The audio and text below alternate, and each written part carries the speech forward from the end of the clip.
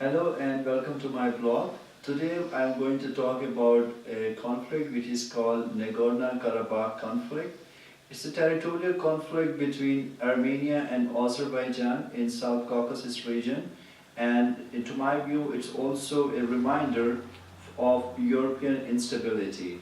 Well, the reason today why we brought this topic into our discussion is because when I was going through a list of conflicts internationally, I came across this conflict in the list of frozen conflict, which I personally do not consider it as a frozen, rather as a kinetic conflict, because it's a conflict which is causing millions of lives of soldiers, of Armenian and Azerbaijani soldiers every year, and also millions of displaced people in form of refugees as a result of territorial conflicts from both sides. And also, the other importance of this conflict that we are discussing this topic today is also a recent meeting on January 18 between Azerbaijani Foreign Minister Mr. Elmar Mahmadiyarov and OSCE Minsk Group co-chairs in Krakow, Poland. And also, the reason why I'm also recalling about this conflict today is also because it's, as I mentioned before, it's a conflict which is a kinetic in its form, because we have seen some conflicts in the past which we considered as frozen conflicts. For example, Transnistria, Abkhazia conflict, the conflict of Cyprus, and annexation of Crimea in 2014, which we in the West and also internationally people used to consider them as a frozen conflicts, but actually they are not in their form. And also, if we talk a little bit about the background, I will not go into details of the conflict, but if I talk briefly about the conflict in its modern form, this conflict dates back to 1988, and it's a territorial dispute between the Armenian and Azerbaijani in the country of Azerbaijan, and it also the latest truce, which was mediated by the Russian Federation, it was in April 2016 with the help of the Russian Federation, the OSCE Minsk Group, OSCE and Minsk Group. And also a little bit talking more in details about the background of this conflict, it has unfortunately also brought over 20,000 casualties of soldiers from both sides, millions of IDPs, incidents of genocide being reported on either side, and also there has been prevailed a situation of no war, no peace so far in this region.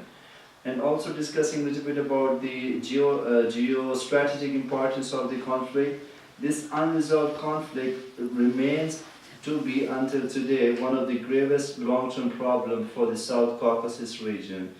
And also, if we talk about the geostrategic importance of this conflict, as we know as if for today, if this conflict remains and if God forbid, if it evolves again, it not only disturbs the territory of Azerbaijan, Armenia, but it will also impact Turkey, neighboring Iran, the energy route in the south, in the Caspian Sea and Black Sea, which must be of a huge concern for the international community.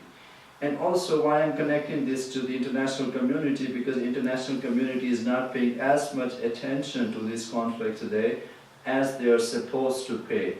We have also seen that, I will also quote a recent quotation from Mr. Richard Gregosian, who is a co-founder of Regional Studies Center and also a visiting professor at both College of Europe in Natalin and Yerevan State University.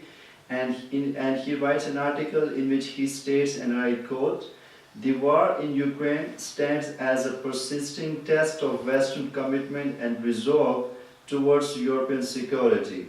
But any other security threat is emerging with the real risk of rapid escalation." And in this quote, he is obviously referring to the Nagorno-Karabakh conflict. Unfortunately, the international response has been not sufficient enough to resolve this crisis, and also it remains a low priority of internationally because of the consensus that there is no imminent danger of war. But again, if we recall back of the other issues like issues of Cyprus, there's the issue of Abkhazia, the international community had the same perspective, but it resulted in a huge loss, of territory in terms of life at both. And talking now about the solution and on my take on this whole issue is, number one, of course, there is no sustainable settlement through military means. We need to bring the political elites from both sides on a negotiation table along with the help of existing Minsk group, the OSCE group, the Russian Federation, the regional partners like Iran and Turkey, because they are going to be affected as well. And lastly, the country which I represent, my country, Pakistan. Pakistan has a clear stance. Pakistan, of course, wants a peaceful solution to the conflict. Obviously, we do not maintain any diplomatic relations. We also don't recognize Yerevan up till today. However, and we have a strong support for Azerbaijan, and we also want the resolution to this conflict under UN resolution on Karabakh. So thank you so very much, and see you next time. Bye.